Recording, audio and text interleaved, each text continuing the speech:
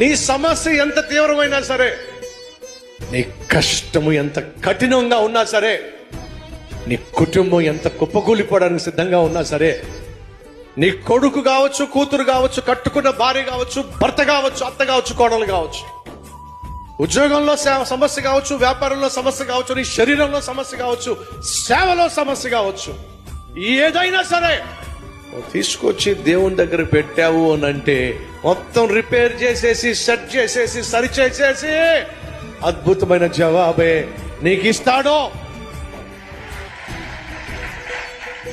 తమ్ముడు, చెల్లి, ఎన్నెన్నో ప్రయత్నాలు చేశావేమో, ఏ ప్రయత్నం సఫలీకృతం కాలేదేమో. అమ్మా, అయ్యా, ఎన్నో ప్రయత్నాలు చేశావు, ఆ ప్రయత్నాలు సఫలీకృతం కాలేదేమో.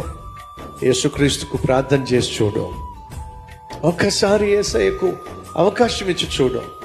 ఒక్కసారి హృదయపూర్వకంగా యేసయ్యకు ప్రార్థన చేసి చూడు.